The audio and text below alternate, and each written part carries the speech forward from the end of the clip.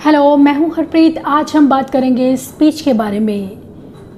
Speech बच्चों में क्यों डेवलप नहीं होती है, क्या वजह होती हैं जिस वजह से बच्चे बोल नहीं पाते हैं। कुछ बच्चे समझते सब कुछ हैं लेकिन बोलते नहीं हैं, लेकिन कुछ बच्चे समझते भी नहीं हैं और इस वजह से नहीं बोलते हैं। रिसेप्टिव का मतलब होता है कि अगर आपका बच्चा चीज़ों को समझता है, आपने उसके सामने आपने एक पिक्चर बुक रखी है और उसे पूछा कि एप्पल बताओ कहाँ है, और बच्चे ने फिंगर करके पॉइंट करके आपको बता दिया है, तो इसका मतलब है कि बच्चा अवेयर है कि आप उससे क्या क्वेश्चन कर रहे हैं एंड ही नोज कि मुझे क्या आंसर करना है। और ऐसे में बच्चे को रिसेप्टिव लैंग्वेज में कोई डिले नहीं है, बच्चा आपकी बात को समझ रहा है। लेकिन कुछ बच्चों को रिसेप्टिव लैंग्वेज में भी प्रॉब्लम होती है कि बच्चे समझ ही नहीं पाते कि आप उनसे क्या कह रहे हैं। अगर आपने उनसे पूछा कि एप्पल कहाँ है तो वो जानते ही नहीं कि एप्पल कौन सा होता है, कैसा दिखता है। दूसरी चीज़ होती है कि पॉइंटिंग, उन्हें पॉइंटिंग करना नहीं आता है, पॉइंट करना नहीं आता है किसी चीज़ की तरफ। तो ये एक चीज़ कि वो आपको देखे, पहले तो आपको सुने और फिर आपकी बात को रिस्पॉन्ड करे। लेकिन ये चीज़ें बच्चों में बहुत ज़्यादा मिसिंग रहती है जिन बच्चों को न्यूरोलॉजिकल डिसऑर्डर्स होते हैं। दूसरी चीज़ होती है एक्सप्रेसिव लैंग्वेज। एक्सप्रेसिव का मतलब होता है बोलकर बच्चा बताए कुछ भी चीज़, वो अपनी तरफ से बता रहा है, खुद को एक्सप्रेस कर रहा है। तो आज का मेरा वीडियो उन्हीं पेरेंट्स के लिए है जिनके बच्चे बिल्कुल नहीं बोलते हैं और जो बोलते हैं वो सही से नहीं बोलते हैं। कौन से रीजंस हैं जिनकी वजह से बच्चों में स्पीच डिलेड होती है। सबसे पहले तो बच्चे को आपके साथ में इंटरेक्शन करने का मौका ही नहीं मिल रहा है, चाह कर भी आपसे इंटरेक्ट नहीं कर पा रहा है। एक ऐसी अर्ली एज जिसमें कि बच्चा देखकर सब कुछ सीखता है, जिसमें बच्चे के लिए इंटरेक्शन बहुत ज़रूरी है, वो चीज़ें मिसिंग होने की वजह से भी बच्चों में स्पीच के चांसेस कम हो जाते हैं। बच्चा सब समझता है लेकिन वो बोल नहीं पाता है क्योंकि वो जानता ही नहीं कि बोलते कैसे हैं। क्योंकि बच्चे अक्सर इमिटेट करके आपको बोलना सीखते हैं। अगर मैं अर्ली ईयर्स की बात करूं, ये वजह चाहे कुछ भी है, चाहे आप कहीं बाहर वर्किंग हैं, जॉब के लिए जा रहे हैं, या घर पर उसके पास कोई नहीं है, या इसके अलावा स्क्रीन टाइम एक बहुत बड़ी वजह बनी है बच्चों में लैंग्वेज डेवलपमेंट पे प्रॉब्लम आने की। बच्चों की लैंग्वेज प्रॉपर डेवलप हो ही नहीं पाई। यही वजह सबसे बड़ी है। जब बच्चे लगातार राइम्स बोलते हैं या कुछ ना कुछ मन में जो भी आए बोलते रहते हैं, लेकिन खाने की बात हो, कोई बेसिक नीड बताने की बात हो तो बच्चे नहीं बताते हैं। कोई फंक्शनल स्पीच की बात हो, कोई क्वेश्चन उनसे कर रहा है तो उसका आंसर नहीं देते हैं, नहीं तो वैसे वो राइम्स या फिर कुछ ना कुछ वो मन में बोलते रहते हैं। तो ये चीज़ें जो हैं कई बार पेरेंट्स को भी परेशान कर देती हैं कि बच्चे ऐसा क्यों करते हैं। वो इस वजह से क्योंकि स्क्रीन टाइम जो है उसमें उन्होंने जो चीज़ देखी है, जो सुनी है, वही बोल रहे हैं। तो ये चीज़ें बच्चों को, कुछ लोग मुझे कहते हैं कि मैं सिर्फ स्क्रीन टाइम देती नहीं हूँ, मैं सिर्फ उसको सुनाती हूँ, कि उसको दिखाती नहीं हूँ स्क्रीन, लेकिन उसको सुनाती हूँ। लेकिन सुनाना भी क्या है, सुनाने का मतलब भी यही है कि आपका बच्चा वही चीज़ें सुन रहा है, उसके साथ कोई इंटरेक्शन नहीं हो रहा है, वो सिर्फ सुन रहा है, वो बोल नहीं रहा है। हमें बच्चे को बोलने की मैक्सिमम अपॉर्चुनिटीज़ देनी है ताकि बच्चा बोले। ऐसे में बहुत ज़रूरी है कि बच्चों के साथ में इंटरेक्शन किया जाए, मैक्सिमम स्क्रीन टाइम को हटा दिया जाए और मैक्सिमम इंटरेक्शन किया जाए ताकि बच्चे आपको देखें। बच्चे जब आपको देखना शुरू करते हैं तो आपसे सीखना शुरू करते हैं। उन्हें इमिटेशन में सिखाइए, उनके साथ बुक्स रीड कीजिए, उनके साथ टॉयज़ लीजिए, टॉयज़ के बारे में बातें कीजिए, उनकी पसंद की चीज़ें लीजिए, उनके साथ खेलिए। सेंसरी चीज़ें बहुत काम आती हैं। ऐसे में सेंसरी टॉयज़ को यूज़ किया जा सकता है बच्चों के इंटरेस्ट को बनाने के लिए कि बच्चे आपको देखें। नॉर्मली भी बच्चे आपको देखते हैं, वो आपका अटेंशन चाहते हैं लेकिन वो बोल नहीं पाते हैं। ऐसे में ज़रूरी है कि हम उनके साथ बैठें, चाहे हम 1, 1.5 या 2 घंटा ही बच्चे को पूरा दिन में टाइम दें, लेकिन एक क्वालिटी टाइम देना बच्चों के डेवलपमेंट के लिए बहुत ज़रूरी है। अब दूसरी चीज़ होती है कि कुछ बच्चों को ओरल मोटर इश्यूज़ होते हैं। ओरल मोटर का मतलब है कि कुछ ऐसे माउथ में इश्यूज़ हैं कि बच्चा बोल नहीं पा रहा है, मुंह खोलने में प्रॉब्लम होना, बच्चा ब्लो नहीं कर पा रहा है, बच्चा सकिंग नहीं कर पा रहा है। इस वजह से भी कई बार बच्चों को प्रॉब्लम होती है।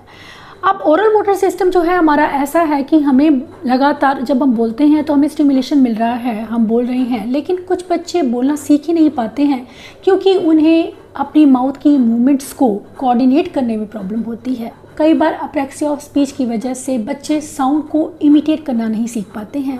ऐसे में बहुत ज़रूरी है कि हम बच्चों को ये सब चीज़ें सिखाएं, उनके ओरल मोटर डिसफंक्शन पर काम करें ताकि बच्चे बोलना शुरू करें।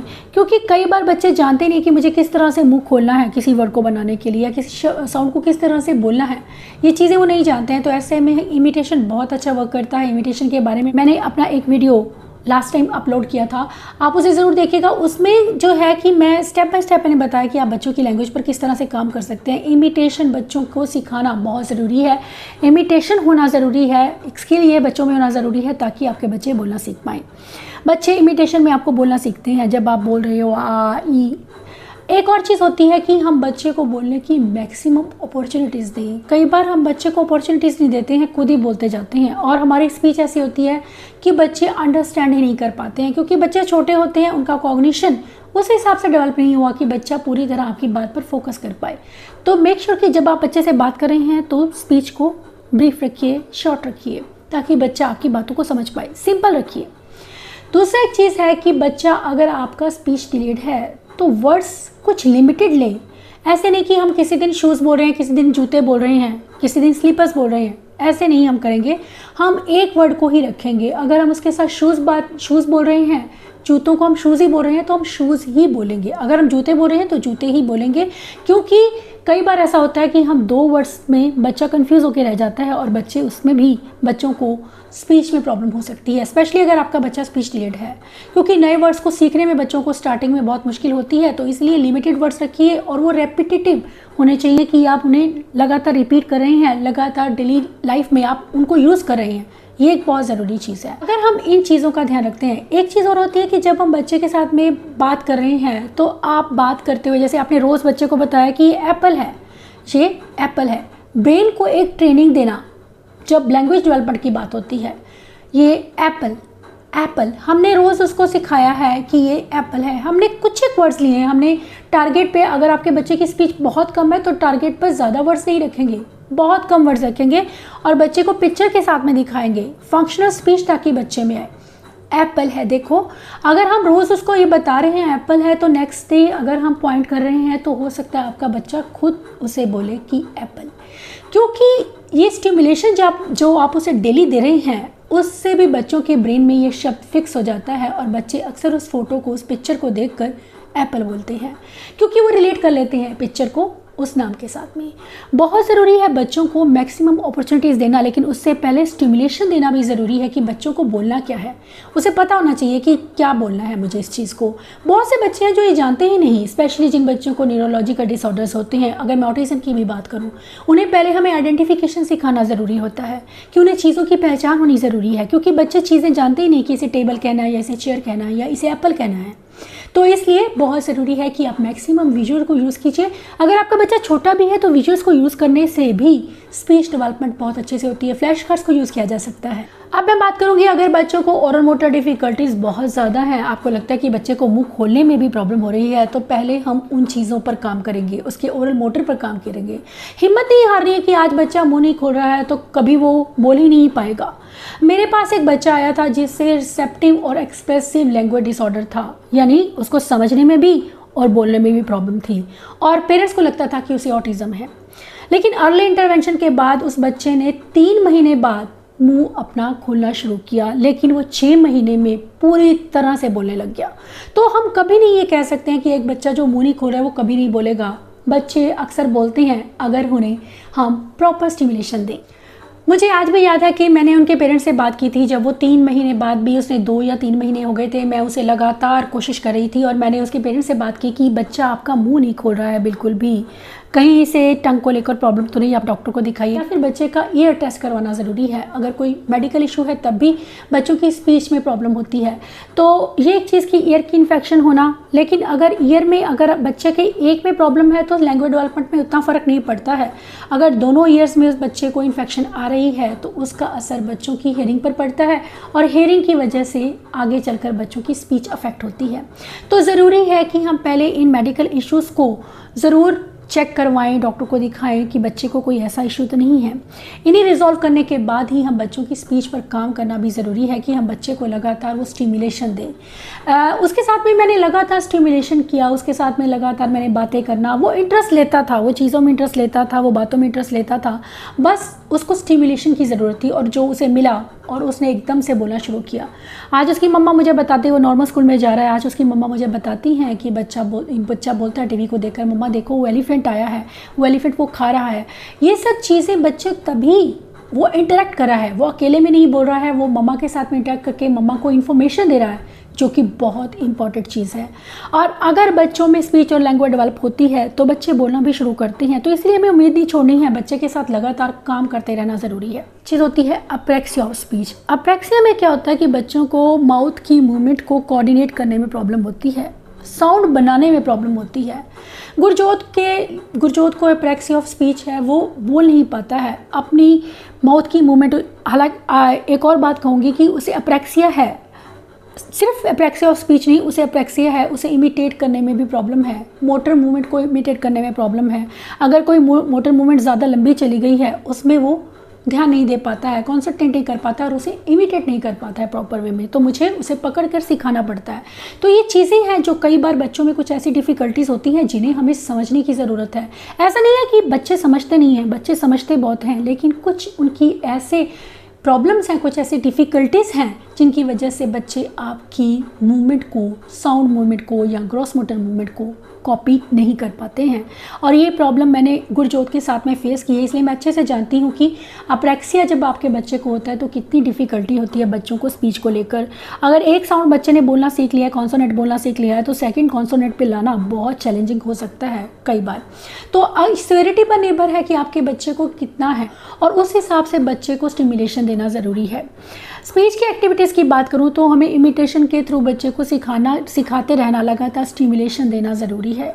कई बार बच्चों का ओरल मोटर में प्रॉब्लम होने की वजह से, मूवमेंट बनाने की वजह से, साउंड किस तरह से प्रोड्यूस की जाए उस प्रॉब्लम की वजह से भी बच्चे नहीं बोलते हैं। इसलिए हमें इन सब बातों का ध्यान में रखना बहुत ज़रूरी है। अब एक चीज़ होती है कि अगर बच्चे को अप्रैक्सिया है तो हम, जैसे माँ, उसने माँ बोलना शुरू किया था गुरजोत ने, तो मैंने उसे माँ, अगर मैंने उसे पास स्टार्ट किया था तो पानी बोला तो उसने पानी नहीं सीखा, मैंने फिर उसे पा ये सिखाना शुरू किया, क्योंकि मैं जानती थी कि जो कॉन्सोनेंट उसने पकड़ लिया, एक साउंड उसने सीख ली है, तो उसको ही मैं आगे डेवलप करूं। ये चीज़ें हमें कई बार इग्नोर भी करनी पड़ती हैं कि हमें बच्चे के हिसाब से चलना है। आज वो पानी भी बोलता है, लेकिन हमें यह समझने की ज़रूरत है कि शुरुआत में बच्चों को जब हम वर्ड्स देते हैं तो वर्ड्स इस हिसाब से हो कि बच्चा इजीली समझ पाए। सेम कॉन्सोनेंट्स हो अगर तो सेम साउंड है तो बच्चे उस वर्ड को जल्दी पिक करते हैं। कुछ बच्चे गलत बोलते हैं, जैसे कुकी को टूटी कहना, तो हम उसको भी एक्सेप्ट कर लेंगे, क्योंकि स्टार्टिंग में कई बार बच्चों को साउंड बनाने में प्रॉब्लम होती है। र, ल, क, ख, ये ऐसे साउंड्स हैं जिनमें बच्चों को कुछ ब्लेंडिंग साउंड होती हैं, जैसे कि स्ल, ये चीज़ों में भी बच्चों को प्रॉब्लम हो सकती है। तो ये इन पर हम धीरे धीरे काम करेंगे, लेकिन पहले हम सिंगल कॉन्सोनेंट पे काम करेंगे कि बच्चे को मामा, पापा, दादा, काका ये चीज़ें सिखाएं ताकि बच्चा उन्हें इजीली समझ पाए। नेक्स्ट जो स्पीच डिलेड का रीज़न होता है वो होता है जो में सेंसरी इश्यूज़ का होना। अगर आपके बच्चा लगातार माउथिंग में बिजी है, उसको कुछ ऐसे सेंसरी स्टिमुलेशन की ज़रूरत है कि बच्चे के माउथिंग के बिहेवियर हैं, या बच्चा थंब सकिंग करता है, या बच्चा चीज़ें मुंह में डालता रहता है, मुंह से कुछ ना कुछ वो आवाज़ें निकालता है, हमिंग साउंड बोलता रहता है, या फिर लगातार वो एकोलेलिया जिसे हम कहते हैं, लगातार वो फ्रेसेस को, वर्ड्स को रिपीट करता रहता है, राइम्स को रिपीट करता रहता है, जिसे कि हम बिल्कुल भी फंक्शनल नहीं मानते हैं। इसका मतलब है कि आपके बच्चे को ओरल मोटर को लेकर कोई इशू नहीं है। फ़र्क जो इशू है वो है उसकी अंडरस्टैंडिंग में। बच्चा समझता ही नहीं कि मुझे क्वेश्चन का आंसर कैसे करना है। हालांकि वो लगातार बोलता जा रहा है अकेले में, लेकिन वो क्वेश्चन के आंसर नहीं कर पा रहा है, वो अपनी बेसिक नीड्स नहीं बता पा रहा है। तो ऐसे में बहुत ज़रूरी होता है हम बच्चों को फंक्शनल स्पीच पर उनकी काम करें, कि बच्चों को हम पिक्चर्स के साथ में सिखाएं, क्योंकि अक्सर जिन बच्चों को ऑटिज़म होता है या कोई और न्यूरोलॉजिकल डिसऑर्डर है जिसकी वजह से बच्चे की स्पीच अफेक्ट हुई है, उसके लिए विजुअल्स को यूज़ करना बहुत ज़्यादा फ़ायदेमंद रहता है। बच्चों को विजुअल्स दीजिए, मैक्सिमम विजुअल के साथ में बच्चे को ट्रेन करना कि उन्हें अपनी बेसिक नीड्स किस तरह से बतानी है बहुत ज़रूरी है। कुछ लोगों के मन में यह होता है कि बच्चा नॉन वर्बल है तो कैसे बताएगा। बच्चे जब नॉन वर्बल हैं तब भी बता सकते हैं अगर उन्हें इस चीज़ के लिए ट्रेन किया जाए। धीरे धीरे एक ऐसी सिचुएशन आती है कि बच्चे खुद से बोलना शुरू कर देते हैं। अब हम बात करेंगे कि हमें लगता है कि कई बार हम साइन लैंग्वेज को अवॉइड करते हैं। कुछ ऐसे पेरेंट्स के हमारे मन में ये डाउट रहता है कि अगर बच्चा साइन सीख गया तो बच्चा बोलेगा नहीं, लेकिन बच्चे बहुत अच्छे से बोलते हैं। साइन और जेस्चर्स उन्हें बहुत हेल्प करते हैं बातों को अंडरस्टैंड करने में। मुझे एक मदर ने वीडियो भेजा था, उन्होंने बोला कि बच्चे को बोल रही थी कि शूज़ पहनो, शूज़ पहनो। बच्चे को ये समझ ही नहीं आ रहा है कि शू कौन सा है, मम्मा क्या कहना चाह रही है। अगर आप बच्चे को पॉइंट करके शू की तरफ बता रहे हैं तो बच्चा समझ जाता है कि इसके रिगार्डिंग बात हो रही है, शू इसको बोलना है। क्योंकि बहुत से बच्चे हैं जो जानते ही नहीं किसी चीज़ को क्या बोलना है, स्पेशली ऑटिज़म की बात करूँ तो। अब मैं बात करूँगी कि अगर हम जेस्चर्स को साथ में ऐड कर रहे हैं, बॉडी लैंग्वेज को ऐड कर रहे हैं, तो बच्चे जल्दी चीज़ को पकड़ते हैं। इसलिए स्टार्टिंग में बहुत ज़्यादा बच्चों को इन चीज़ों की ज़रूरत होती है।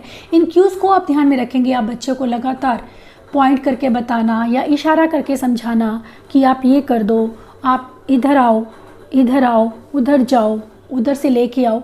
ये सब चीज़ें जब आप बोलते हैं तो बच्चे रिलेट कर लेते हैं आपके वर्ड्स को, चीज़ के साथ में इशारे को समझते हैं कि इसका मतलब ये है। गुरजोत को जब मैं वेटिंग का कॉन्सेप्ट सिखा रही तो मैं उसको वेटिंग इस तरह से सिखाती थी, वेट। मैं उसको ये एक इशारा देती थी, साथ में मैं वर्ड भी बोलती थी। ऐसा नहीं कि आपने वर्ड्स नहीं बोलने हैं, वर्ड्स ज़रूर बोलिए, लेकिन साथ में आप अपने मूवमेंट, ग्रॉस मोटर मूवमेंट को भी ऐड कीजिए ताकि बच्चा उस चीज़ को समझ पाए। मैं उसे बोलती थी वेट। अब जब वेट का बात आती है तो क्या होता है कि बच्चे अब मैं अगर दूर से ही उसको ऐसा करती हूँ तो वो समझ जाता है इसका मतलब है कि मुझे वेट करनी है। बच्चे आपकी इशारों को समझना शुरू कर देते हैं, उनमें लैंग्वेज डेवलपमेंट हो रही है। ऐसा नहीं है कि अगर आप इशारे में बात कर रहे हैं तो बच्चा स्पीच कभी बोलेगा नहीं, आप साथ में बोल भी रहे हैं, आप सिर्फ इशारे नहीं यूज़ कर रहे हैं, तो इसलिए आपके बच्चे बोलते ज़रूर हैं। दूसरी एक चीज़ होती है लेबलिंग करना, मुंह के पास लाकर चीज़ का नाम बोलना बहुत ही इम्पॉर्टेंट है। बच्चे आपको देखकर सीखते हैं इमिटेशन में। चाहे बच्चे को कोई भी इशू है, अगर आप बच्चे को लेबलिंग करके बता रहे हैं, माउथ के पास लाकर किसी चीज़ का नाम बोल रहे हैं, तब बच्चे बहुत जल्दी बोलना शुरू करते हैं। इसके अलावा बच्चों को रीडिंग करवाना, बुक रीड करवाना एक बहुत अच्छा जरिया है बच्चों में स्पीच और लैंग्वेज को डेवलप करने का। इसके अलावा कई बार प्री मैच्योर बर्थ की वजह से भी बच्चों की लैंग्वेज डेवलपमेंट में असर पड़ सकता है। यहाँ एक चीज़ और कहना चाहूँगी कि स्पीच डिलेड बच्चों में और ऑटिज्म, इन दोनों बच्चों में स्पीच थेरेपी का फ़र्क रहता है, बहुत ही फ़र्क रहता है टेक्निक का। अगर आपका बच्चा स्पीच डिलेड है, सिर्फ बातों को अंडरस्टैंड करता है, तो आप उसके सामने पूरा दिन नरेट कर सकते हैं, पूरे दिन की एक्टिविटीज़ उसे बताइए कि मम्मा ये कर रही हैं, मम्मा वो कर रही हैं। लेकिन अगर आपके बच्चे को एकोलेलिया के इश्यूज़ हैं, बच्चा आपकी बातों को रिपीट करता है, तब आप ये चीज़ें अवॉइड करेंगे। बच्चे के साथ मिनिमम वर्ड्स को यूज़ करेंगे और बच्चे को पता होना चाहिए कि इसका क्या मतलब है। क्योंकि जब हम लगातार बोलते चले जाते हैं तो बच्चे हमें रिपीट करना शुरू कर देते हैं, वो बातों को समझते नहीं हैं। तो हमें उस लेवल पर ध्यान देना है कि अगर बच्चे को एकोलेलिया है, बच्चा हमारी बातों को रिपीट कर रहा है, तो कोशिश करनी है कि हम कम से कम बोलें, लेकिन फंक्शनल बोलें। हम विजुअल को ऐड कर सकते हैं ताकि बच्चा समझ पाए कि किसके बारे में बात हो रही है। एक और चीज़ होती है कि कुछ लोग कहते हैं कि बच्चा पूरा वर्ड नहीं बोलता है। अगर वाटर जो है, पानी, वाटर, इसे वाटर कहते हैं, ये पानी की भी बात करूं, बच्चा पा बोल रहा है, नी नहीं बोल रहा है, तो इट्स ओके। आपका बच्चा अगर पा भी बोल रहा है, वो एफर्ट कर रहा है, तो आपको उसको अप्रिशिएट करने की ज़रूरत है। क्योंकि आपका बच्चा जो कुछ भी नहीं बोल रहा है, वो पा एक अप्रोप्रिएट साउंड निकाल रहा है, उसके लिए भी ये गुड साइन है कि आपके बच्चे की स्पीच डेवलप हो सकती है। पा, नी, आप धीरे धीरे नी ऐड कर सकते हैं, लेकिन अगर आपका बच्चा पा बोलना शुरू कर रहा है तो ये एक बहुत अच्छी बात है। स्टार्टिंग में कई बार बच्चे कुछ साउंड को ही पकड़ते हैं। अगर मैं मम्मा की भी बात करूँ तो म वर्ड पहले बच्चा बोलना सीखता है, मम्मा कई बार बच्चे लेट बोलते हैं। तो हमें इन चीज़ों का खास ख्याल रखना है, स्पेशली अगर आपका बच्चा स्पीच डिलेड है तो हमें ये चीज़ें ध्यान में रखनी है। कोई भी उसे डिसऑर्डर है, ये जो टेक्निक्स मैं आपको बता रही हूँ, हर एक के लिए उस हिसाब से हमें बच्चे को थेरेपी देनी है। पहले हमें बच्चे की नीड्स को समझना है। स्पीच डिलेड की वजह चाहे कुछ भी है, लेकिन अगर उसे हम सही तरह से ट्रीट करते हैं और राइट स्ट्रेटजीज़ के साथ काम करते हैं तो बच्चों में स्पीच डेवलपमेंट डेफिनेटली होती है। आशा करती हूँ कि ये वीडियो आपको हेल्प करेगा बच्चों को घर पर ही स्पीच थेरेपी देने में।